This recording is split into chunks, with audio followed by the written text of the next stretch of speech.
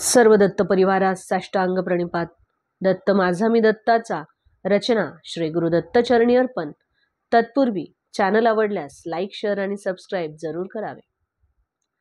तर आज आपण पाहणार आहोत की गुरूंच्या जवळ वावरत असताना गुरूंच्या शिष्याने आपल्या गुरूंशी कसे वागावे, कसे बोलावे.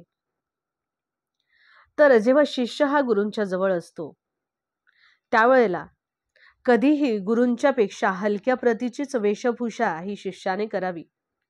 गुरु जे अन्न खात आहेत त्यापेक्षा अल्पसे आणि प्रकाराने साधे असणारे अन्नच शिष्याने खावे. आपले गुरु उठून उभे राहण्यापूर्वी आधीच शिष्याने उठून उभे राहावे. जर आपले गुरु आपल्याशी बसून काही बोलत असतील तर शिष्याने मात्र गुरूंच्या समोर उभे राहून बोलावेत. आणि आपले गुरु आपल्या समोर उभे राहून बोलत असतील तर शिष्याने त्यांच्या समोर येऊन बोलावे. आपले गुरु जर आपल्याशी पाठमोरे होऊन काही बोलत असतील तर शिष्याने त्यांच्या समोर जाऊन ऐकावे. आपले गुरु जर शय्येवरती झोपले असतील किंवा काही उभे राहून सांगत असतील तर शिष्याने त्यांची आज्ञा नम्रतेने स्वीकारावी.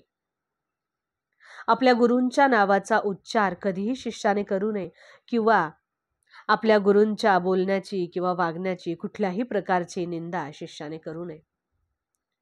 आपल्या गुरूंच्या बद्दल कोणी काही निंद्य किंवा आपल्या गुरूंचे दोष कोणी जर सांगत असतील तर त्या ठिकाणी एकतर आपण थांबू नये किंवा थांबावेच लागले तर आपण आपले कान बंद करावे. आपल्या गुरूंची निंदा देखील आपण ऐकू नये.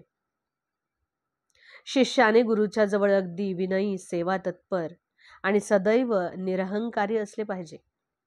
आणि आपल्या गुरूंच्या जवळ शिष्य जे काही विद्याध्ययन करत आहेत तेव्हा आपल्या सर्व प्रकारची उन्नती आणि प्रगती हेच एकमेव उद्दिष्ट शिष्याने समोर ठेवून तो विद्याभ्यास केला पाहिजे.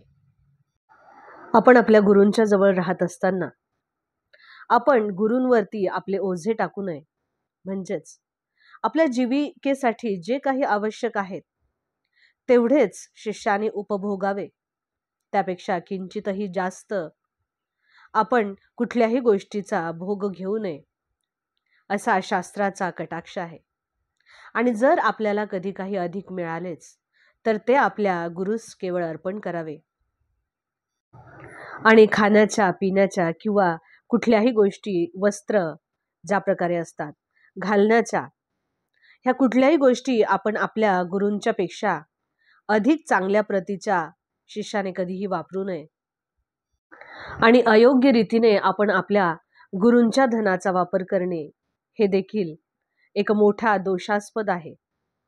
त्यामुळे शिष्य गुरूचे शोषण करतो असे होते. तर अशा प्रकारे गुरु शिष्य संबंधात सदैव या नियमांचे पालन करणे अतिशय इष्ट आहे. अवधूत चिंतन श्री गुरुदेव दत्त. दिगंबरा दिगंबरा श्रीपादवल्लभ दिगंबरा.